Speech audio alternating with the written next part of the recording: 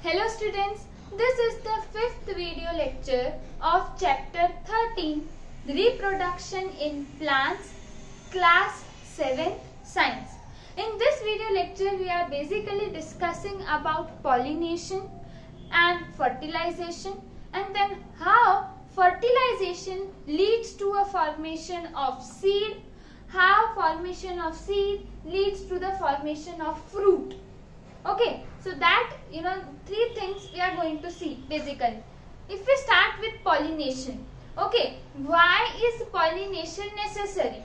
Before moving to this question, first of all, what is pollination? Pollination है क्या and why it is necessary, है ना? So pollination, again as I say, this term is ending with TION. That means this pollination is a process of transferring pollen grains from anther to stigma. ठीक है, pollen grains हमें कहाँ पे मिल रहे हैं? We are getting pollen grains from anther, and we have to make this pollen grains transfer from anther to stigma. Getting? So the process of transference of pollen grains from anther to stigma of a flower. Okay, so what are the key terms for the definition of pollination? Transference of pollen grains from anthers to stigma. Then next, there are two types of pollination. One is known as self-pollination. One is known as self-pollination. Now what happens in self-pollination? As the name suggests, self-pollination. That means in a flower, pollen grain of this flower, okay, will transfer from anther to the stigma of this flower only, to the stigma of this flower. That is self-pollination. But if I say that the transfer of pollen grains from anther of flower 1 to stigma of flower 2, this is known as cross pollination. This is known as cross pollination, कि जिसमें pollen grains जो है वो anther से दूसरे flower के stigma पे जा रहा है. देखो, दूसरा flower मतलब same kind. अगर इसको मैं rose consider कर रही हूँ तो ये भी rose होना चाहिए. अगर मैं इसको hibiscus बोल रही हूँ तो ये भी hibiscus होगा. Getting? So that means what? The flower should be same. Okay, the flower should be same means of same kind.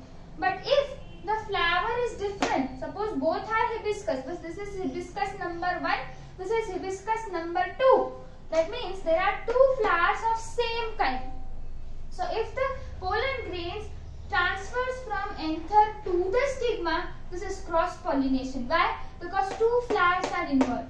But if this process, that means the process of transfer of pollen grains from anther to the stigma of the same flower, then it is known as self-pollination. Getting? What is pollination and what are the two types of pollination?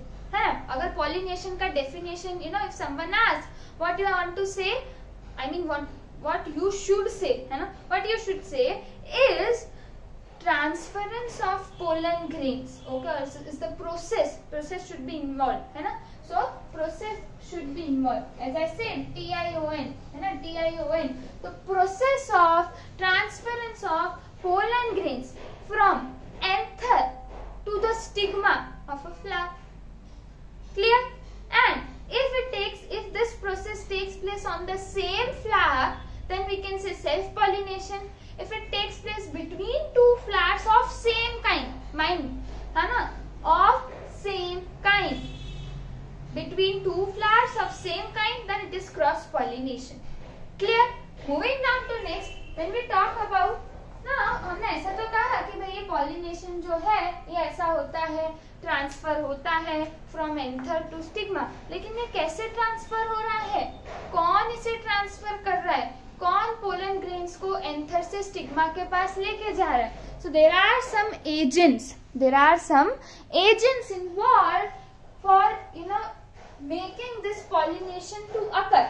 and these agents are wind or water or insects. Let us discuss about insect pollination. Now basically apart from insects you can also include birds and animals.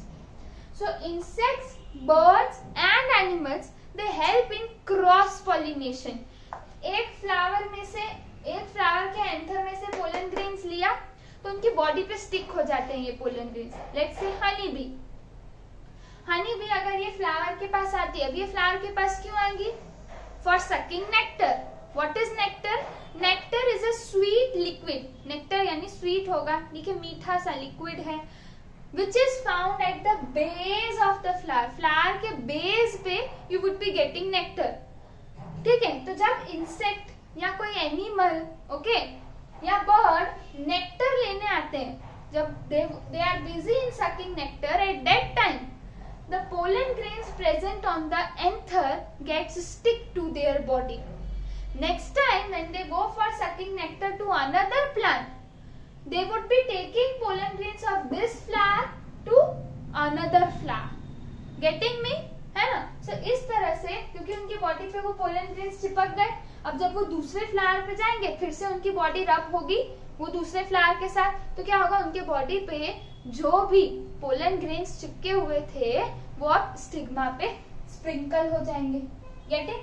So insects के body पे stick होने के साथ साथ birds और animals में भी ऐसा होता है. ठीक है, नेक्स्ट क्रॉस पॉलिनेशन. देखो ये क्रॉस पॉलिनेशन करा रहे हैं ना. These agents help in cross pollination. कि एक फ्लावर से नेक्टर सक किया, अब जब दूसरे फ्लावर के पास जा रहे हैं तो पहले फ्लावर में से जो पोलन ग्रेन्स इनकी बॉडी पे स्टिक हुए थे, हाँ, वो जब अब इधर आएंगे तो क्या होगा? इनकी बॉडी फिर से ये एंथर से रब होगी, तो क्या होगा कि वो जो इनके बॉडी पे पोलन ग्रेन्स स्टिक थे अब वो स्टिग्मा के कांटेक्ट में आ गए. Ultimately pollination is completed, that is transfer of pollen grains from anther to stigma. ठीक है, अब अगर मुझे इंसेक्ट पॉलिनेशन कराना है तो मुझे कैसे तरह के फ्लावर्स चाहिए?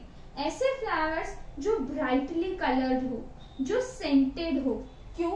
To attract insects, to attract birds. Flower attract कैसे करेगा? देखो फ्लावर भी स्मार्ट है. हाँ, फ्लावर भी अपने आप को ब्राइटली कलर्ड ऐसे प्रेजेंट करता है, सेंट देता है to attract insects, birds and animals. Attract होंगे तो अल्टीमेटली वो इनके पास आएगा, इसके पास आएगा, साथ ही साथ इसके पास आने का मतलब क्या? For getting nectar. And as I said nectar is a sweet liquid found at the base of the flower. Clear? So flower अगर इंसेक्ट पॉलिनेशन कराना है तो कैसे फ्लावर्स में होता है? ऐसे फ्लावर्स जो ब्राइटली कलर्ड है, ठीक है, जिनके पास सेंट है और जिनके पास नेक्टर है. ठीक है, इसके ये तीन वजह से बर्ड्स, इंसेक्ट्स और एनिमल्स अट्रैक्ट होते हैं और फिर उनमें क्रॉस पॉलिनेशन कराते हैं. क्लियर? चलो next wind pollination. Wind pollination के लिए कैसे फ्लावर्स चाहिए होंगे? देखो विंड में क्या होगा? विंड ट्रांसफर करेगी pollen grains from anther to stigma. Insect pollination में क्या हो रहा था? इंसेक्ट्स या बर्ड्स या एनिमल्स भी क्या करते हैं? They transfer the pollen grains from anther to stigma. They are the agents. Wind pollination में wind is the agent. With the help of wind the pollen grains from anther would be flowing in the wind and reaching to the stigma of another flower of the same kind. हाँ, दूसरा flower भी है लेकिन वो same होना चाहिए. रोज है तो रोज का, हिबिस्कस है तो हिबिस्कस का. गेटिंग? ओके. सो अगर मुझे विंड पॉलिनेशन कराना है तो उसके लिए कैसे फ्लावर्स होने चाहिए? ऐसा फ्लावर जिसके पास स्मॉल पेटल्स है. Petals are you getting? Petals, पंखुड़ी, फ्लावर की पंखुड़ी है ना. Getting? we discussed in the earlier video lecture wherein I discussed about structure of a flower, है ना. so यहाँ देखो क्या हो रहा है? स्मॉल और नो पेटल्स. ठीक है, तो ये फ्लावर्स के पास अगर पेटल्स होंगे तो स्मॉल होंगे या तो पेटल्स है ही नहीं. ऐसे फ्लावर्स में विंड पॉलिनेशन होता है. और क्या कैरेक्टरिस्टिक है कि they do not produce nectar. क्यों नेक्टर प्रोड्यूस कर रहे हैं? हाँ, इनको थोड़ी ना इंसेक्ट्स, बर्ड्स को अट्रैक्ट करना है. अगर इंसेक्ट, बर्ड्स या एनिमल्स को अट्रैक्ट करना है then the flower would be possessing brightly colored petals कुछ सेंट देंगे, नेक्टर कंटेन करेंगे। बट अगर पॉलिनेशन विंड से हो रहा है, विंड के लिए अट्रैक्शन की जरूरत नहीं है, तो वो फ्लावर्स के पास अगर पेटल्स होंगे तो बहुत छोटे होंगे या तो फिर होंगे ही नहीं। दूसरा कैरेक्टरिस्टिक क्या, कि ये फ्लावर्स के पास नेक्टर नहीं होगा, they won't be producing sweet liquid at the base.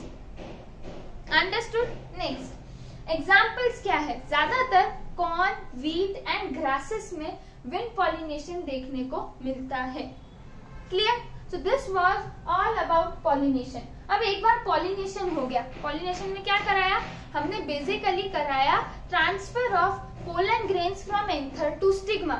एक बार ट्रांसफरेंस हो गया, ठीक है, यानी पोलन ग्रेन, अब देखो ये स्टिग्मा पे आ गया पोलन ग्रेन, तो अब ये स्टिग्मा, ठीक है, स्टिग्मा पे क्या होगा, स्टिग्मा जो है वो लिक्विड, एक लिक्विड सिक्रीट करता है।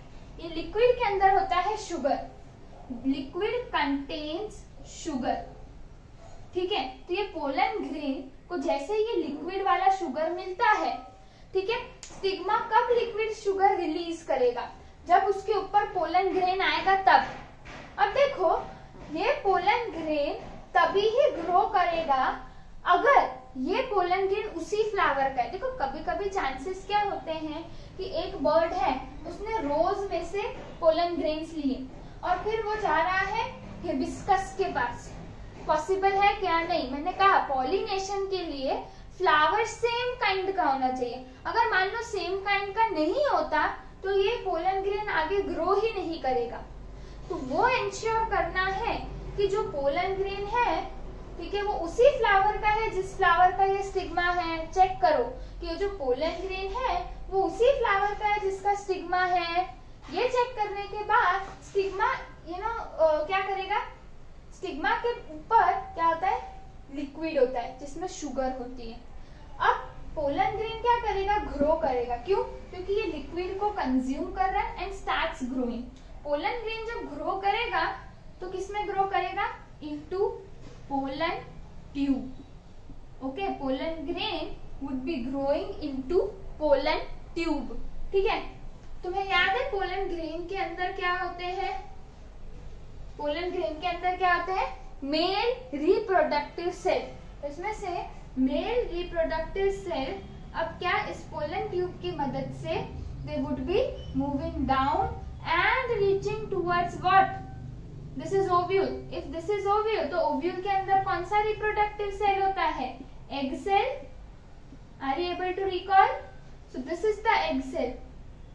अब क्या होगा, ये मेल सेल ऊपर से आ रहा है और एग सेल क्या करेंगे, फ्यूज करेंगे। याद आ रहा है, when male cell will be able to fuse with egg cell, what is the process called, fertilization। what is the result of fertilization, fertilization हुआ, फ्यूजन हुआ मेल सेल और फीमेल सेल का, क्या बनेगा अल्टीमेटली, जाइगोट। अंडरस्टूड। तो fertilisation pollination के बाद ही होगा। एक बार पोलन ग्रेन्स एंथर से स्टिग्मा पे आ जाएं और स्टिग्मा को पता चला कि ये पोलन ग्रेन तो मेरे जैसा ही है, मतलब मेरे जैसा है, मतलब कि स्टिग्मा बोलता है मैं जिस फ्लावर को बिलोंग करता हूँ उसी सेम काइंड ऑफ फ्लावर का ये पोलन ग्रेन है। मैं जिस फ्लावर से बिलोंग करता हूँ उसी सेम फ्लावर का ये पोलन ग्रेन है। Then the pollen grain will start growing by consuming what, the liquid present on the stigma। वो लिक्विड कुछ शुगर कंटेन करता है, उसको कंज्यूम करेगा और वो पोलन ग्रेन पोलन ट्यूब इस स्टाइल के अंदर फिर ओवरी के अंदर ग्रो करेगा और अल्टीमेटली ओव्यूल के पास ले जाएगा, जहां पे क्या है, एग सेल। तो ये मेल सेल इस पोलन ट्यूब में से होते होते होते होते कहाँ आएगा, एग सेल के पास। तो male cell will fuse with egg cell to form zygote and the process is known as fertilization। clear। आगे, after the formation of zygote, जैसे ही zygote form हो जाता है, अब क्या होगा, तो जो सेपल्स है, पेटल्स है और स्टेमेन है ना, इसके साथ साथ होंगे ना, यहाँ पे सेपल होगा, ठीक है, यहाँ पे ऐसा पेटल होगा, ये पेटल सेपल, फिर इसके पास कुछ अपना स्टेमेन होगा, है ना, इसके पास भी अपना स्टेमन, तो ये सेपल, पेटल और स्टेमन दे वुड फॉल ऑफ। जैसे ही जाइगोट बन जाता है, जैसे ही फर्टिलाइजेशन हो जाता है, तो ये तीन चीजें तो चली जाती है। इसके अलावा स्टाइल और स्टिग्मा, स्टिग्मा और ये स्टाइल, ये भी फॉल ऑफ हो जाते हैं। ऑफन यूजुअली देखा जाता है कि स्टाइल और स्टिग्मा भी जो है वो भी स्टेमन और ये क्या है पेटल, ये क्या है सेपल, इन सबके साथ गिर जाता है। Wither off and fall off, wither away and fall off, ऐसा लिखा है टेक्स्ट बुक में, wither away and fall off. Dry होके सिकुड़ के, ठीक है, सिकुड़ जाते हैं ना, कॉन्ट्रैक्ट होके, ड्राई होके, मुरझा के, they fall of from this. Only the thing remain is ovary, ovary बचती है ना। ओवरी क्या है, ओवरी के अंदर क्या है, ovule. Ovule contains food for zygote, क्योंकि जाइगोट को बड़ा होना है। जाइगोट क्या है, एक सिंगल सेल है ना, एक सेल है जो पहला सेल है एक न्यू ऑर्गेनिज्म का, है ना। अब हम चाहते हैं वो सेल आगे डिवाइड करे, so for division of that cell it requires food. वो फूड कहाँ से आता है, तो ओव्यूल के अंदर होता है फूड। तो ओव्यूल क्या करेगा, ओव्यूल फूड प्रोवाइड करेगा जाइगोट को, ताकि वो और ग्रो हो। जैसे ही जाइगोट ग्रो होता है, थोड़ा सा बड़ा होगा, फिर हम उसको बोलते हैं एम्ब्रियो, ठीक है। तो जाइगोट ग्रोस इनटू एम्ब्रियो। अब जैसे ही एम्ब्रियो बनेगा, तो एम्ब्रियो के आसपास हार्ड आउटर लेयर्स फॉर्म होगी। तो ऐसा कोई structure containing embryo with hard outer layer is nothing but seed. Seed के पास क्या आता है, हार्ड आउटर लेयर होता है। तो जाइगोट जो है वो सिंगल सेल से, अभी थोड़े से सेल्स, बंच ऑफ सेल्स आ गए, उसको मैं बोलूंगी एम्ब्रियो, ठीक है। So zygote grows into embryo and embryo with hard outer layer forms seed. So this is how formation of seed takes place. कैसे? Seed formation will take place only after the zygote is formed. Zygote कब बनेगा, fertilisation के बाद। Fertilisation हुआ, mail cell female cell से fuse हुआ, mail cell female cell से fuse हुआ, तो जाइगोट बना। अब ये जो जाइगोट है, ठीक है, जैसे ही जाइगोट बनता है, सबसे पहले क्या होता है कि ये जो भी एक्स्ट्रा सब चीजें हैं, ओवरी के अलावा जो भी फ्लावर का है, वो सब मुरझा के गिर जाएगा। बचा सिर्फ ओवरी। ओवरी के अंदर क्या होता है, ओव्यूल। ओव्यूल के अंदर फ्यूजन हुआ, देखो ये ओव्यूल के अंदर फ्यूजन है, मतलब जाइगोट ओव्यूल के अंदर है। ओव्यूल के अंदर फूड भी है। ओव्यूल जो है जाइगोट को फूड सप्लाई कर रहा है कि वो ग्रो हो। जाइगोट जैसे थोड़ा सा बढ़ता है, थोड़ा सा ग्रो होता है, उसको हम बोलते हैं एम्ब्रियो। अगर ये एम्ब्रियो के आसपास हार्ड आउटर कवरिंग है, embryo with hard outer covering is nothing but seed, is nothing but seed. Clear? चलो आगे, फ्रूट फॉर्मेशन। सीड बन गया, अब फ्रूट।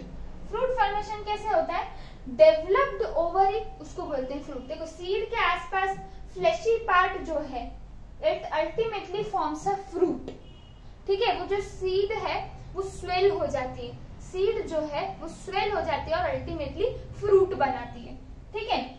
सो कुछ फ्रूट्स तुम्हें स्वीट एंड जूसी दिखेंगे, जैसे कि एप्पल हो गया, मैंगो हो गया। कुछ फ्रूट्स हार्ड होंगे, जैसे एलमंड्स, वॉलनट्स, ओके। सो फ्रूट अलग अलग तरह के होते हैं, कुछ ड्राई फ्रूट होते हैं, तो कुछ फ्लेशी फ्रूट होते हैं, ठीक है, कुछ ड्रूप फ्रूट्स होते हैं। फ्रूट्स में भी कई तरह के टाइप्स होते हैं। Right now what you have to remember is two types of fruits, ones which are sweet and juicy, for example apples and mangoes. Others such as hard fruits, almonds and walnuts, cashew nuts, these are hard fruits, okay. अब कुछ fruits में एक seed भी होता है, जैसे कि mango. कुछ फ्रूट्स में ज्यादा सीड्स होते हैं, जैसे कि एप्पल। गेटिंग? तो ये तो क्लियर हो गया कि मैं फ्रूट किसको बोलूंगी, जब ओवरी डेवलप्ड हो जाती है, जब सीड जो है वो अपने आप को स्वेल करता है, it ultimately leads to a formation of fruit. पहले सीड बना, फिर फ्रूट बना, फ्रूट फॉर्मेशन हो गया। अब सीड का डिस्पर्जल, ठीक है। मान लो कि अगर मैं पेरेंट प्लांट हूं, ठीक है, और मेरे पास एक फ्रूट है, फ्रूट के अंदर क्या है, सीड। मैं चाहती हूँ कि ये सीड सॉइल में जाए, ताकि मेरे जैसे दूसरे प्लांट्स भी ग्रो हो। एक प्लांट का मेन वो क्या होता है, मकसद है ना, मेन एम क्या होता है कि उसके पास जो भी फ्रूट है उसके सीड्स सॉइल में जाएं और न्यू प्लांट उसके जैसे ग्रो हो, रिप्रोडक्शन, है ना, ग्रोइंग ऑफ ऑफस्प्रिंग्स या producing offsprings of same kind, producing offsprings of same kind. तो इसमें भी क्या होगा कि हम चाहेंगे कि मतलब वो जो पेरेंट प्लांट है वो चाहेगा कि मेरे पास जो फ्रूट है उसके अंदर सीड्स है वो कैसे ना कैसे कहाँ जाए, सॉइल में जाए। तो ऐसा तो नहीं कि मैं सारे के सारे मेरे फ्रूट्स गिरा दूं ताकि वो सॉइल में चले जाएं, नीचे सॉइल में पहुंच जाएंगे तो बस फिर ग्रो होना स्टार्ट होगा। बट ये पेरेंट प्लांट के लिए भी हार्म होगा और वो जो सीड्स ग्रो होंगे उसके लिए भी हार्म होगा। कैसे? तो जैसे अगर फ्रूट नीचे गिरा, इसमें बहुत सारे सीड्स, ऐसे बहुत सारे फ्रूट्स होंगे, सारे फ्रूट्स को अगर मैं गिरा देती हूँ, सारे सीड्स नीचे, सारे सीड्स में से क्या होगा, न्यू प्लांट। देखो इतनी सी छोटी सी स्पेस में, इतनी सी छोटी सी स्पेस में अगर इतने सारे प्लांट्स उगेंगे तो क्या होगा, lack of water, oxygen, space, nutrients, है ना, सब अभी बांटना पड़ेगा, न्यूट्रिएंट, वाटर, थोड़ी सी जगह, है ना। अगर एक बस खचाखच बड़ी हो तो बोले थोड़ा खिसको तो ऐसे अच्छे से ऐसे सिकुड़ के बैठते हैं। बट अगर मैं तुम्हें ज्यादा स्पेस दूं तो कैसे आराम से बैठोगे बस में या कहीं पे भी, कोई भी जगह में, है ना, कोई भी पब्लिक एरिया में अगर जगह कम है फिर भी यू वांट टू गो तो तुम्हें ऐसे सिकुड़ पे रहना होता है, तुम्हें मजा भी नहीं आती।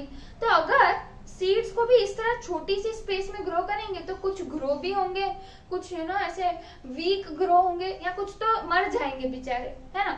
सो for that we require agents, कि भाई सीड को अगर पेरेंट प्लांट से कहीं दूर सो करना हो तो उसके लिए नेचर ने एजेंट्स बनाए हैं। कौन कौन से एजेंट्स? सबसे पहला विंड, जैसे कॉटन और डेंडिलियन, ठीक है, डेंडिलियन और कॉटन के जो सीड्स होते हैं उनके ऊपर टाइनी हेयर्स होते हैं and this helps in wind dispersion, कि हवा के साथ ये टाइनी हेयर्स मदद करते हैं सीड्स को फ्लो करने में अवे फ्रॉम पेरेंट प्लांट, और कहीं और जाके जहां पे हवा रुक जाएगी वहां पे सीड्स गिर जाएंगे and they would grow, getting. इसके अलावा मेपल सीड, उसके पास विंग्स होते हैं, जैसे ही हवा लगती है तो ये विंग्स की मदद से सीड्स हवा में उड़ते हैं और जैसे ही हवा कहीं रुक जाएगी वो सीड वहां गिर जाएगा, मतलब पेरेंट प्लांट से तो अलग कहीं जाके गिरा।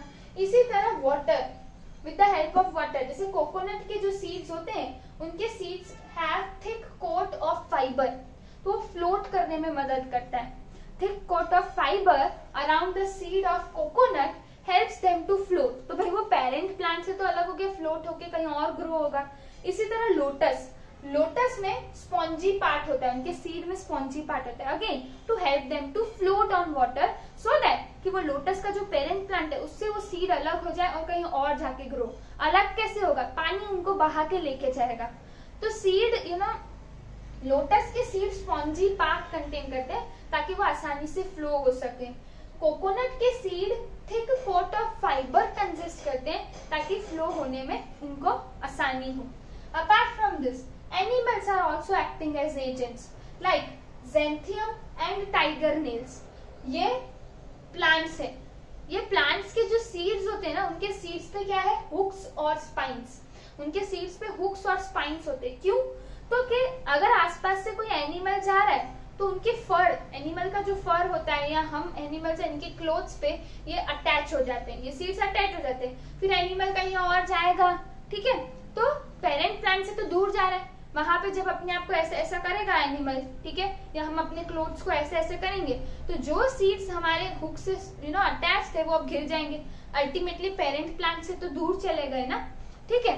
इसके अलावा एनिमल्स कैसे सीड डिस्पर्सल में हेल्प करते हैं, तो मैंने ऐसा लिखा है सम सीड्स वेस्ट। इसका मतलब ये नहीं कि कुछ सीड्स वेस्ट होते हैं, ऐसा नहीं, इसका मतलब कि कुछ सीड्स ऐसे होते हैं जो एनिमल्स के जब फ्रूट खाएंगे तो वो फ्रूट में सीड्स भी खा जाते हैं, हमारा जैसे नहीं कि सीड्स को ऐसे अलग निकाल के फिर खाएं, नहीं, एनिमल्स जो है वो फ्रूट के साथ साथ सीड भी खा लेते हैं। हाँ, कुछ जैसे काव होती है तो वो क्या करती है, वो मैंगो खाती है फिर सीड बाहर निकाल देती है। कुछ एनिमल्स जैसे होते हैं कि कुछ फ्रूट्स ऐसे होते हैं वो सीड्स के साथ ही खा लेते हैं। अब क्या होता है, वो फ्लैशी पार्ट तो डाइजेस्ट हो जाएगा पर जब वो एक्सक्रीट करेंगे तो सीड जैसा था वैसा का वैसा ही निकलेगा। तो ऐसा जरूरी तो नहीं है कि एनिमल ने जहां से फ्रूट प्लक किया और खाया वहीं पे वो एक्सक्रीट करे, नहीं, उसने यहाँ पे खाया, थोड़ा आगे जाके फिर एक्सक्रीट किया, समझ रहे हो? तो जहां उसने खाया वो फ्रूट खाया, फ्रूट डाइजेस्ट हुआ, लेकिन सीड हार्मलेसली, उसको सीड को कुछ नहीं होगा, सीड ऐसे का ऐसा, ठीक है, डाइजेस्टिव ट्रैक्ट से होके, हाँ, कहां से, इंटेस्टाइन से होके एनस से बाहर निकल जाएगा, रिमेम्बर, है ना? तो वो बाहर एक्सक्रीट जब होगा तो ऐसे ही निकलेगा, तो एक्सक्रीट होगा, सॉइल के कांटेक्ट में आ गया सीड। इस तरह से भी एनिमल्स सीड डिस्पर्सल कराते हैं। Explosion of fruit, fruit dry होता है तो वो बर्स्ट हो जाता है।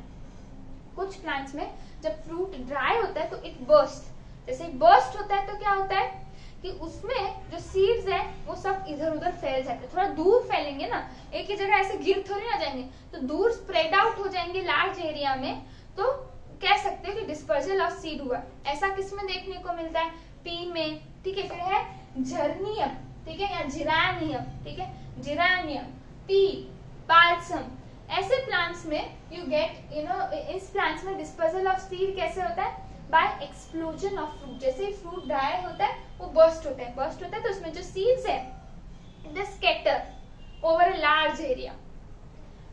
Next, germination of seed. अब सीड का जर्मिनेशन, जर्मिनेशन मतलब क्या कि प्लांट का अर्ली ग्रोथ फ्रॉम सीड, ठीक है, तो सीड में से जब प्लांट ग्रो हो रहा है तो उसका जो अर्ली ग्रोथ है फ्रॉम सीड, ठीक है, प्लांट का, that is known as what, germination, that is known as what, germination.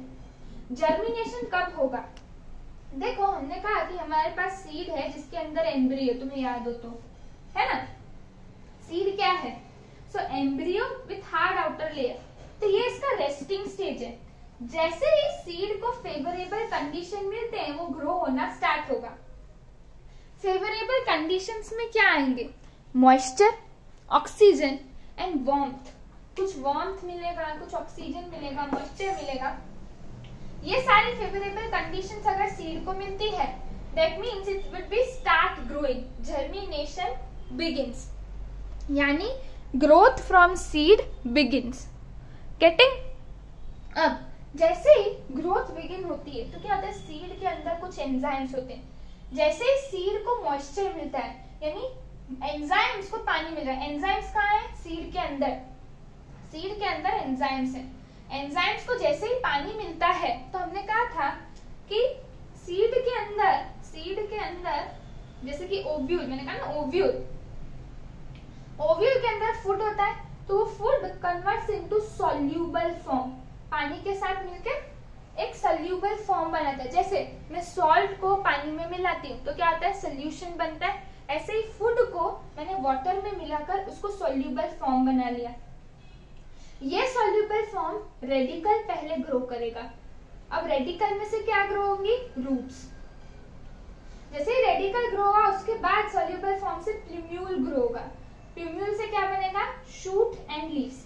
जैसे ही लीव्स बन जाती है, अब क्या हो रहा है, अब लीव्स खाना बनाएंगी फोटोसिंथेसिस से और वो प्लांट का फर्दर ग्रोथ करेगी। अब प्लांट अपना खुद खाना बनाएगा with the help of leaves, getting. तो क्या है कि सीड के अंदर एंजाइम्स होते हैं, जैसे ही सीड को पानी मिला, मतलब सीड के अंदर एंजाइम्स है उनको पानी मिला, वो क्या करेंगे, दे वुड कन्वर्ट और change the food present inside seed into soluble form. This soluble form results in the formation of radical and plumule. पहले रेडिकल बनेगा फिर प्लूम्यूल बनेगा, रेडिकल और प्लूम्यूल बन जाएंगे, फिर रेडिकल में से रूट्स बनेंगी और प्लूम्यूल में आएगा, प्लूम्यूल से शूट बनेगा। प्लूम्यूल सॉइल को धक्का देके क्या बनाएगी, शूट एंड लीव्स, ठीक है, क्योंकि वो जो सीड है वो सॉइल के अंदर होगा, और नीचे रेडिकल वो सॉइल को पुश करके रूट्स को और बड़ा करेगा ताकि दूर दूर तक उसकी रूट्स फैल जाए, ताकि पानी मिले, न्यूट्रिएंट्स मिले फ्रॉम द सॉइल। और प्लूम्यूल जो ऊपर सॉइल को पुश करके ऊपर ग्रो हो रहा है would ultimately grow into shoot and leaves. और लीव्स क्या है, leaves are ultimately the kitchen of plant where photosynthesis will take place, and ultimately now the plant can get its own food. Okay, so this is how germination of seed takes place and ultimately a new plant is formed.